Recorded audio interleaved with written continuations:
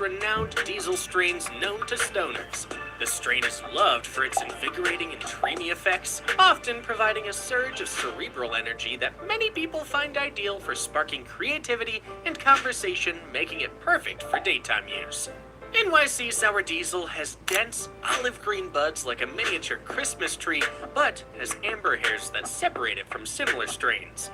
The THC content in NYC Sour Diesel reaches 20 to 25%, ensuring a robust and long-lasting high. Thanks to its weird a-hole origins, NYC Sour Diesel scores 80 for its rarity and genetics, 85 for its familiar appearance and aroma, 90 for its incredible effect. Y'all know to go check out that big homie Piff. He actually makes some excellent content over there when he doing his content thing.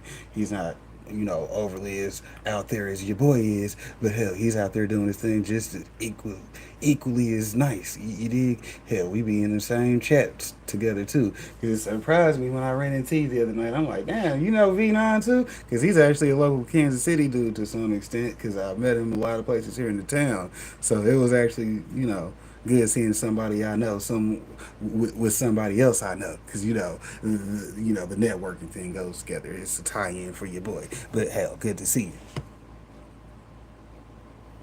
Thanks. And 85 for its level of THC. We haven't met a lot of people who will pass up ahead of this strain, so it gets 10 dankness points from us. This gives Sour Diesel a total of 350. 8. Granddaddy Purple. Number 8 on our list is Granddaddy Purple, or GDP for short. Originating from California, Granddaddy P is the love child of a cross between two legendary strains, Purple Urkel and Big Bud. The names of its parents pretty much tell the story of Granddaddy Purple, a dense purple-colored bud with frosty trichomes. Granddaddy Purple doesn't just look dreamy, it is known to give a sedative and dreamy high that is perfect for nighttime and deep sleep. Granddaddy P's grape and earth aroma make it perfect for listening to calm, relaxing tunes while laying in bed.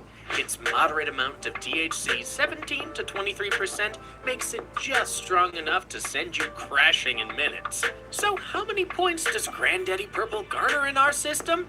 We gave it 90 for its amazing and spellbinding appearance, 85 for its speed in delivering that sedative effect, 85 for its legendary lineage, 80 for its THC rating, and an incredible 15 dankness points. Can you blame us? Just look at this beauty. It's another 355 for Granddaddy Perp.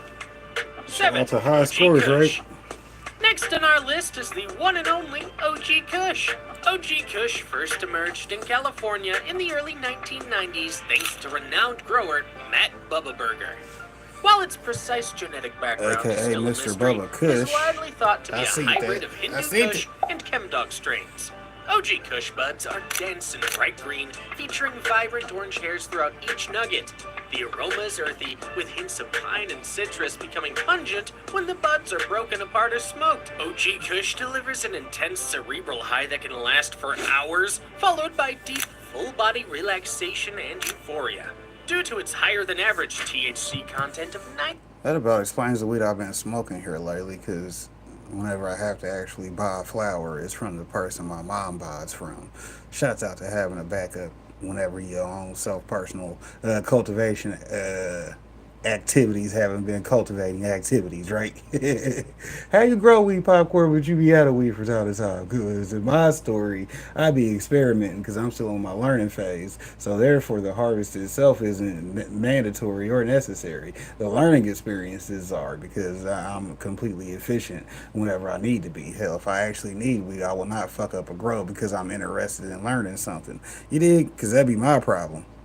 Hell, I'll be like midway through a grow, and then I'll be like, but if I let this problem fester, I need to know how that'll look and work out, so that way I can explain to people and start knowing when shit's way too bad and you're not going to make it, because then I can be able to tell people that type of shit. I've seen this before. You're not going to make it, so let's just go ahead and get you reset up and restarted as soon as possible. That way you can forget about the fuck up until you are doing your maintenance to not have the fuck up, because that's a whole other problem. See, we get rid of the problem, then we start with the solutions. Then with the solutions, we go back to the original problem, because you've already solved your problem. Now you keep it from being a problem, aka solutions, which is why you learn problems first and then solutions, because guess what?